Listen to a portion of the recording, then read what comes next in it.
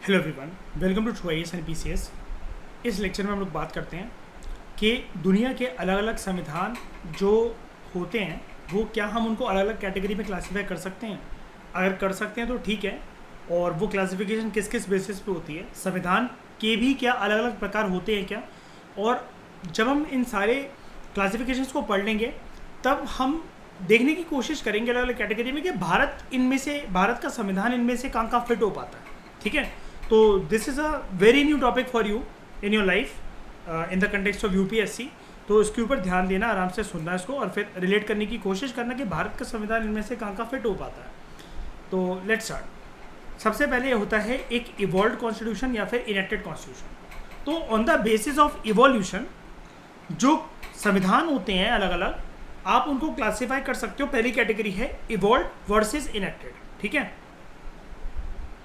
एक कॉन्स्टिट्यूशन होता है इवॉल्व या एक होता है इनेक्टमेंट वाला इनेक्टेड कॉन्स्टिट्यूशन। इवॉल्व कॉन्स्टिट्यूशन क्या होता है, इसके लिए ना जो कंट्री के लोग होते हैं उन्होंने कोई प्लानिंग नहीं कर रखी होती कि हमें कॉन्स्टिट्यूशन बनाना है। एक फाइन डे हम लोग कॉन्स्टिट्यूशन को बनाना स्टार्ट करेंगे। जैसे हमारा कॉन्स्टिट्यूशन जो है दिसंबर 1946 से लेकर नवंबर 1949 तक चला, राइट। हमें पता था कि आज़ादी मिलने वाली है, उससे पहले कॉन्स्टिट्यूशन बनाने की प्रक्रिया शुरू हो गई थी और वो 26 नवंबर 1949 तक आगे रेडी हो गया और फिर 26 जनवरी 1950 को इम्प्लीमेंट भी हो जाता है, इफेक्ट में आ जाता है। ऐसे ही चलता है पूरा का पूरा प्रक्रिया हमारी संविधान की, राइट। लेकिन इवॉल्व्ड कॉन्स्टिट्यूशन के अंदर क्या होता है, there is no one fine day in the country. यहाँ पर जो अलग अलग वक्त होता है, साल होता है, ज़माना होता है, उसके बेसिस पर देश में एक कॉमन बातें निकल कर आती हैं। यार हमारे देश की परंपरा ये है, हमारे देश में ये कस्टम है, ये रिचुअल है, ये प्रैक्टिस है। तो ऐसा करते करते क्यों ना हम सब आपस में मिलकर एक रूल बुक बना लें इसके लिए कि ये आने वाली जनरेशन भी फॉलो करे, या फिर हमारे देश की क्योंकि आइडेंटिटी है, हमारे देश में ये एक तहजीब है, ये एक मुद्दा है, ये कस्टम है, या फिर ये एक जीने का रहने का तरीका है, तो उसके अंदर कोई छेड़छाड़ ना हो। तो let's make a rule book, और वो रूल बुक अपने आप ही कॉन्स्टिट्यूशन का नेचर ले लेती है। इसको कहते हैं वर्ल्ड कॉन्स्टिट्यूशन। ऐसा कहाँ पर हुआ, ऐसा यूके में हुआ, क्योंकि यूके के पास कोई रिटन कॉन्स्टिट्यूशन नहीं है अपना, वो अनरिटन कॉन्स्टिट्यूशन है। वह क्वीन के जो शब्द होते हैं, जो मोनार्क के जो शब्द होते हैं, वो अपने आप ही लॉ मेकिंग की तरह सर्व करते हैं। तो evolved constitution is the outcome of a slow and gradual evolutionary process. Constitution tits and bits में, लीप्स एंड बाउंड्स में धीरे धीरे धीरे धीरे करते करते इवॉल्व होता है। यहाँ पर जो संविधान की जो प्रोविजंस होती हैं वो देखी जाती हैं इन द फॉर्म ऑफ कन्वेंशंस, कुछ रिटन अनरिटन रूल्स, परंपरागत अनुसार जो बहुत पहले से कोई चीज़ चली आ रही हो, कुछ ऐसे प्रैक्टिसेस, प्रिंसिपल्स और जुडिशियल डिसीजंस। इनके बेसिस पर आने वाले सालों में होते होते संविधान जो है वो बन जाता है, वो आ जाता है। ठीक है, तो it is also known as cumulative constitution. Cumulative constitution मतलब क्या होता है, जैसा कि मैं आपसे 100 बार बोल रहा हूँ, एक वन फाइन डे कॉन्स्टिट्यूशन बनना रेडी नहीं हुआ है। ये सारी चीज़ों को मिक्स करके अपने आप ही एक कॉन्स्टिट्यूशन की शक्ल ले लेता है। अब इसको आप समझ नहीं सकते, आप बस ऐसा मान लो, जैसा कि आपको बता रहा था कि परंपरागत अनुसार या फिर कस्टम्स, रूल्स एंड रेगुलेशंस के बेसिस पर। कन्वेंशन तो आप समझते ही हो, है ना, जो कि एक कहीं पर भी मतलब कन्वेंशन का कोई रूल नहीं होता, कन्वेंशन बहुत पहले से चली आ रही होती है। ऐसे ही होता है ना कि जो सोसाइटी में कुछ कॉमन रूल्स जो माने जाते हैं वो कन्वेंशन होती हैं। कुछ ऐसे प्रैक्टिसेस, प्रिंसिपल्स, कुछ जुडिशरी अलग अलग टाइम पर डिसीजन दिया हो कि ऐसा ऐसा होना चाहिए, ये सही है, ये गलत है। वो सही और गलत की बातें एक संविधान का रूप ले लेती हैं। और मैं जैसा कि आपको बता रहा था कि इसको समझना मुश्किल थोड़ा सा क्यों है, बिकॉज जैसे ब्रिटेन का कॉन्स्टिट्यूशन है, British constitution, this is a unwritten constitution, लेकिन वो एक इवॉल्व्ड कॉन्स्टिट्यूशन है।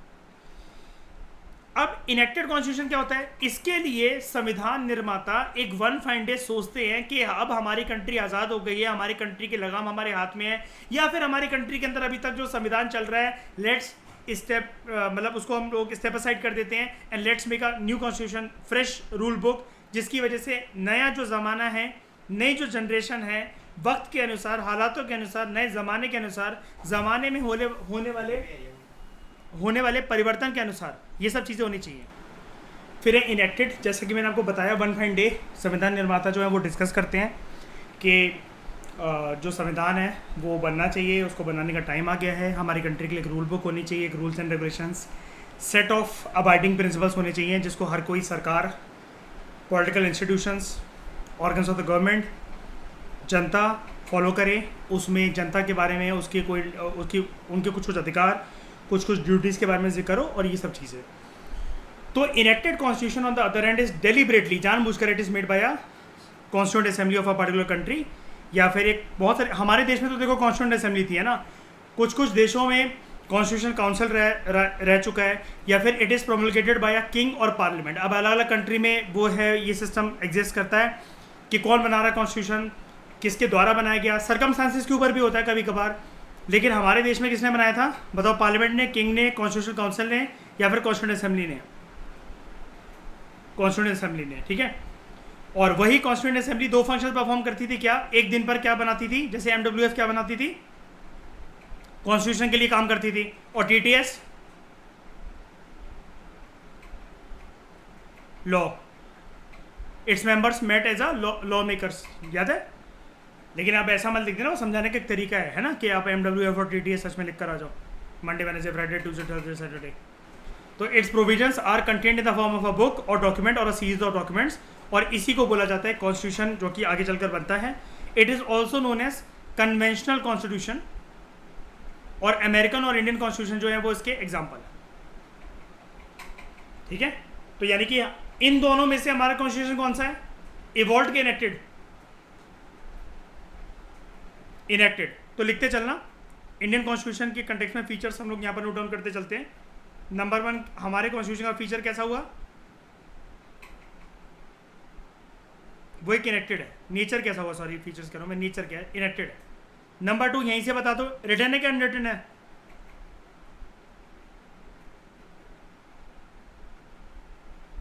भारत की संविधान की 2 प्रोविजंस ऐसी बताओ जो कि अनरिटन है, जो कन्वेंशंस की फॉर्म में फॉलो होती हैं, लिखी नहीं गई हैं, बताओ।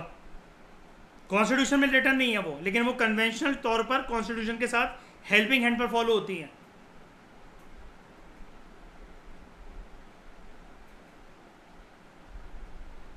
बताओ श्रेया, भूल गए?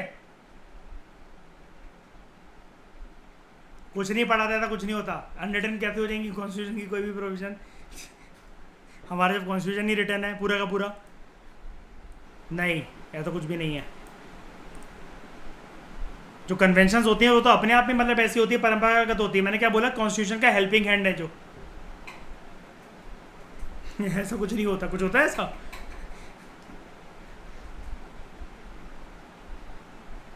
ब्रेन्स आप लोग अपने खुले रखें। रिटन और unwritten constitution on the basis of the incorporation of provisions, जो कॉन्स्टिट्यूशन है मतलब उसके अंदर क्या चीजें डाली गई हैं। Constitution are classified into written and unwritten constitution. Written constitution एक ऐसा कॉन्स्टिट्यूशन होता है जिसकी जो प्रोविजंस होती हैं they are incorporated in a form of a book और डॉक्यूमेंट और सीरीज ऑफ डॉक्यूमेंट्स। ये जानबूझकर बनाया जाता है and it is adopted by a body, जिसको बोला जाता है अलग अलग देशों में या तो कॉन्स्टिट्यूंट असेंबली या कॉन्स्टिट्यूशनल कन्वेंशन या कोई भी नाम हो सकता है। हमारे देश में क्या नाम था ऐसी बॉडी का जिसने कॉन्स्टिट्यूशन को बनाया, अडॉप्ट करा और उसके बाद जाकर पूरे देशवासियों को दिया कि अब आपके लिए ये है रूल बुक। क्या थी हमारी बॉडी? Constituent assembly. इसको हम लोग डॉक्यूमेंट्री कॉन्स्टिट्यूशन भी बोलते हैं या फिर कोडिफाइड कॉन्स्टिट्यूशन भी बोलते हैं। और हमारे कॉन्स्टिट्यूशन के अंदर जो भी चीज़ें लिखी गई हैं तो हम लोग उसको क्या कहते हैं? It is known by the term,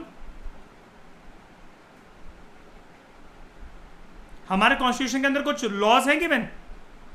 वैसे तो लॉज पार्लियामेंट बनाते हैं, लेकिन संविधान के अंदर खुद भी कुछ लॉज या रूल्स एंड रेगुलेशन गिवन है ना। और जो पावर डिराइव करते हैं, पार्लियामेंट अपनी पावर कॉन्स्टिट्यूशन डिराइव करता है, तो पार्लियामेंट के द्वारा कुछ जो रूल्स बनाए गए होंगे, क्या मैं ऐसा बोल सकता हूं कि वो संविधानिक पावर से मतलब संविधान से डिराइव हुई पावर्स को दर्शाते हैं। इसको कहा जाता है codification of loss.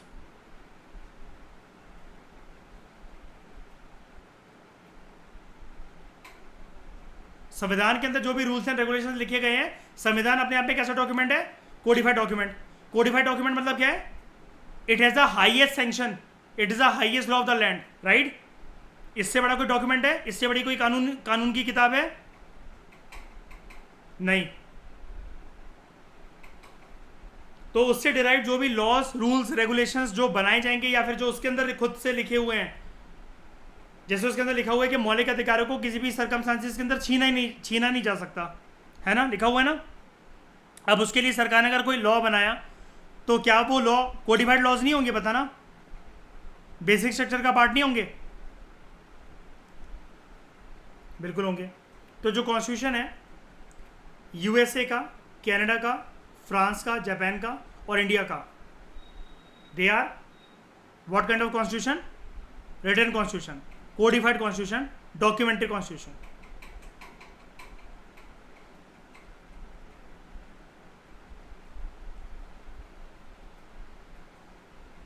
Written, codified and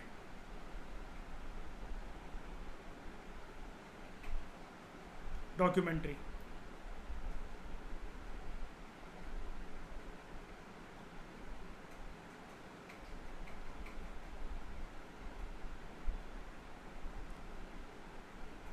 और इसका नाम देख लेना, इनेक्टेड है नहीं,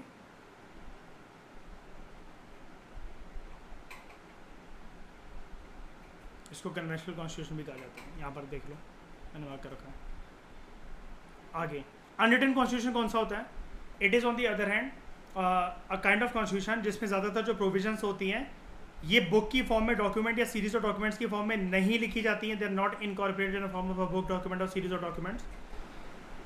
ये जो है ये आपको देश के जो कन्वेंशंस होते हैं, जो परंपरा होती हैं, जिनके अनुसार वो चला रहा होता है, बस वैसे ही देखने को मिलता है। तो it is generally in the form of conventions, practices, principles, charters, statutes, कुछ लॉज रूल्स रेगुलेशंस बने हो वो, और जुडिशियल डिसीजंस के बेसिस पर। It is a product of historical evolution और ये डेलिबरेटली किसी बॉडी के द्वारा लाइक कॉन्स्टिट्यूएंट असेंबली के द्वारा नहीं बनाया जाता।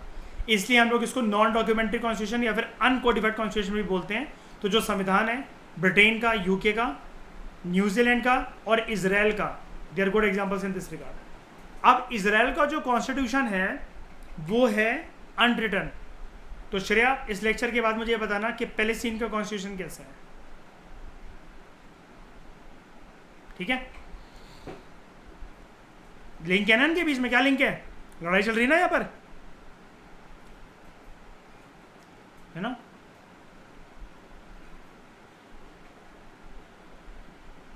ये कौन सी समुद्र के, कौन से पानी के बगल में है?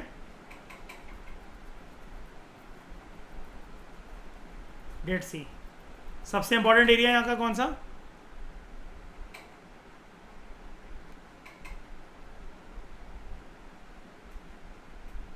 जो पैलेस्टीन के पास है।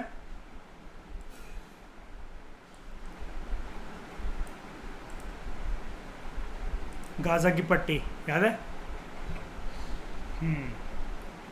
The distinction between a written constitution and an unwritten constitution is more or less the same, as it is an evolved constitution and an enacted constitution. जैसा कि इवॉल्व और रिटन कॉन्स्टिट्यूशन के बीच में जो डिस्टिंक्शन है वो भी यहीं पर सेम, जो डिबेट है, डिस्कशन है, राइटर आपको ये बता रहा है वो रिटन और अनरिटन के बीच में। तो अभी तक हमने क्या जाना? भारत का संविधान कैसा है? इनेक्टेड है यानी कि कन्वेंशनल है, रिटन है कोडिफाइड और डॉक्यूमेंट्री, है ना? दो फीचर जान लिए। अब बात करते हैं और तरह के संविधान कौन से होते हैं। एक होता है रिजिड और एक होता है फ्लेक्सिबल। हमारा संविधान कैसा है?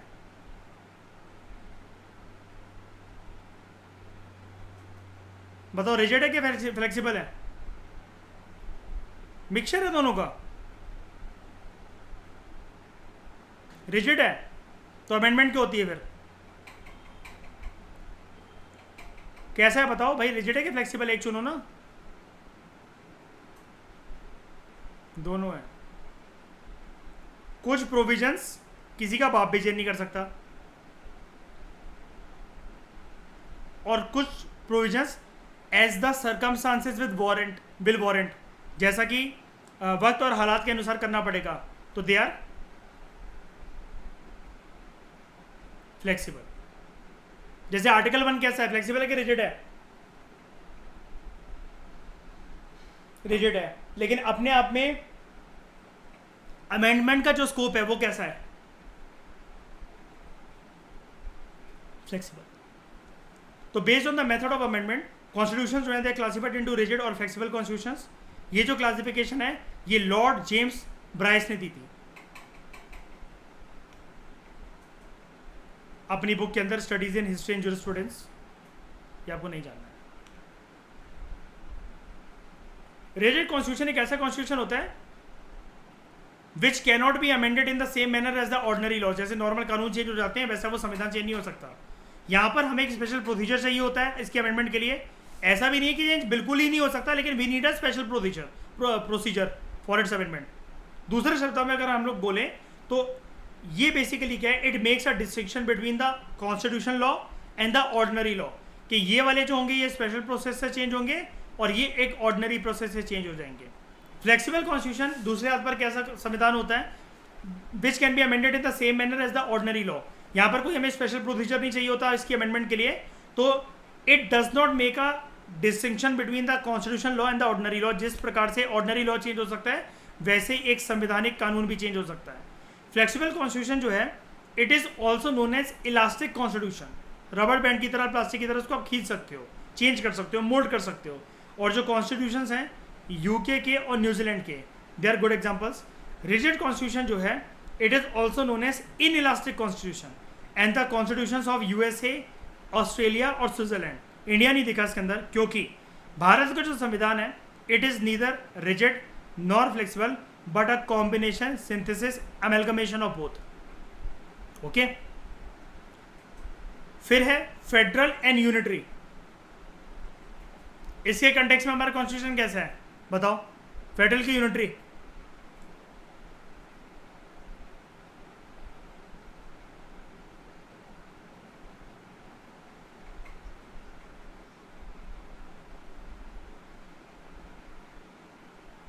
Federal as well as unitary.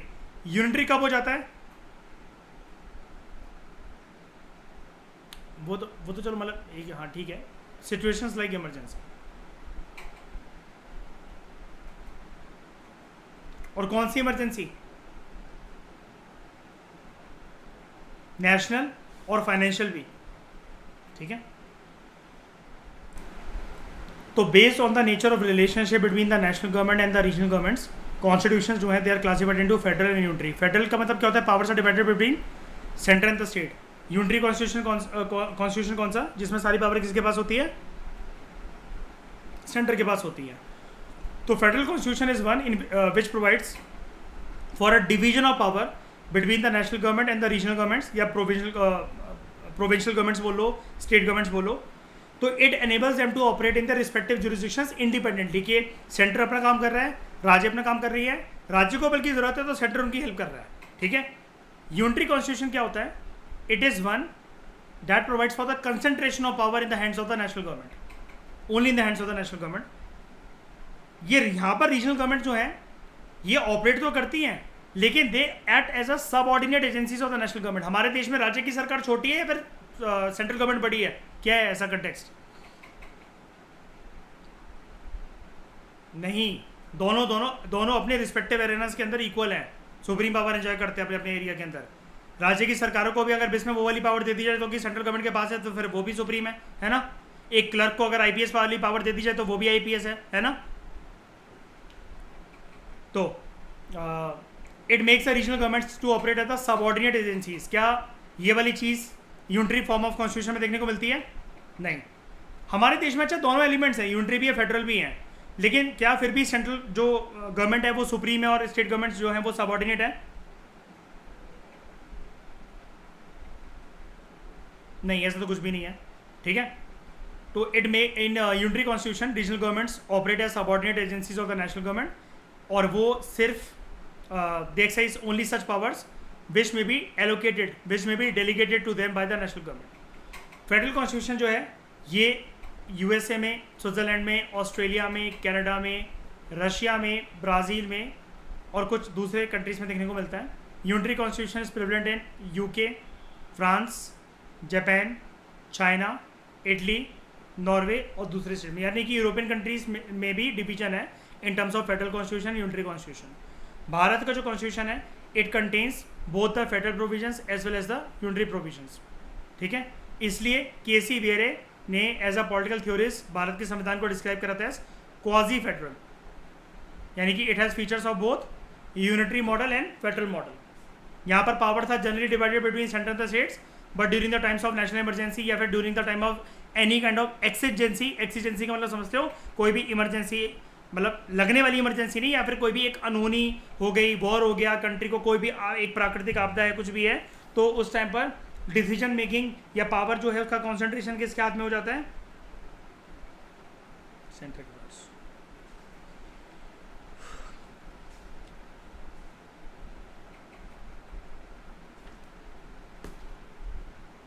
उसके बाद procedural and prescriptive constitution. According to a constitutional scholar Elliot बल्मर,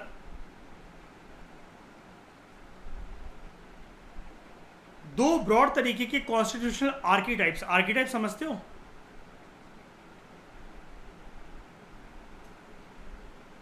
yes, model या फिर ब्लूप्रिंट बोल सकते हैं उसको, किसी भी चीज का एक प्रोटोटाइपिकल मॉडल। दो ब्रॉड कॉन्स्टिट्यूशनल आर्कीटाइप्स जो हैं इट कैन बी आइडेंटिफाइड, ये एलियट बल्मर बोल रहा है, प्रोसीजरल कॉन्स्टिट्यूशन या फिर prescriptive constitution. The difference between these two types of constitutions relate to the nature and the purpose of the document itself, यानी कि कॉन्स्टिट्यूशन का नेचर क्या है और वो किस पर्पस के लिए बना है, ये हमें देखने को पता लगता है इससे, ठीक है। एक है प्रोसीजरल और एक है प्रिस्क्रिप्टिव। तो ये जो 7th है ये भी, क्योंकि यहाँ पर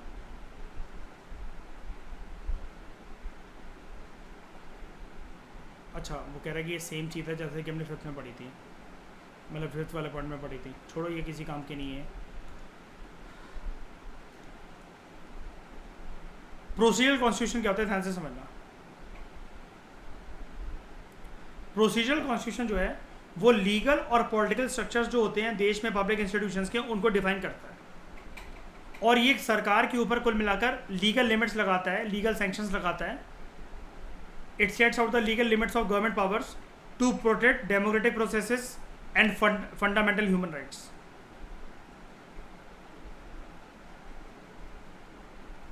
ताकि देशवासियों को किसी भी तरह की असहूलियत ना हो, और जिस तरीके से लोकतांत्रिक तरीके से देश जो चल रहा है, उसके इंस्टीट्यूशन जो चल रहे हैं, उनको प्रोटेक्शन मिले। तो in addition to describing how the government functions, ये तो सब चीज़ें ऊपर वाली जितनी भी चीज़ है ना, ये वाली, इसको आप मान लो नंबर 1 को तो पूरा पूरा अपने साथ रखता ही है, लेकिन प्रिस्क्रिप्टिव कॉन्स्टिट्यूशन एडिशनली और क्या करता है? प्रिस्क्रिप्टिव कॉन्स्टिट्यूशन के अंदर लीगल और पॉलिटिकल स्ट्रक्चर जो होते हैं पब्लिक इंस्टीट्यूशंस के, वो डिफाइंड होते हैं। गवर्नमेंट के ऊपर क्या लीगल लिमिट्स होंगी ये भी डिफाइंड होता है, कि गवर्नमेंट कैसे एक मसीहा बने डेमोक्रेटिक प्रोसेसेस को प्रोटेक्ट करने का और लोगों के फंडामेंटल राइट्स को प्रोटेक्ट करने का, ये सब कुछ डिफाइंड होता है। लेकिन एडिशनली क्या होता है? In addition to describing how the government functions, prescriptive constitution assumes या attempts to impose a broad consensus, कि कैसे जो कॉमन सोसाइटल गोल्स हैं वो पब्लिक अथॉरिटीज़ के अच्छे काम करने की वजह से अचीव करे जा सकते हैं, और पब्लिक अथॉरिटीज़ को कैसे काम करना है, एक एक सरकारी अधिकारी, एक एक सरकारी इंस्टीट्यूशंस की पावर्स, रोल्स, रिस्पॉन्सिबिलिटीज़ क्या क्या होनी चाहिए, क्या क्या हैं, जिसकी वजह से जो कॉमन सोसाइटल गोल्स हैं वो अचीव करे जा सके, ताकि एक देश को क्या बनाया जा सके, एक कंट्री को, एक रीजन को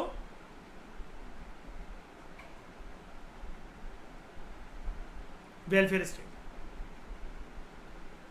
इस कंटेक्स्ट में क्या बोलोगे आप, हमारा कॉन्स्टिट्यूशन कैसा है?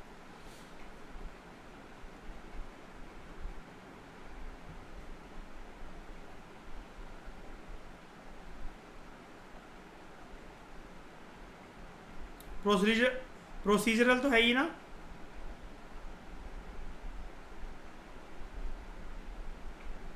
As well as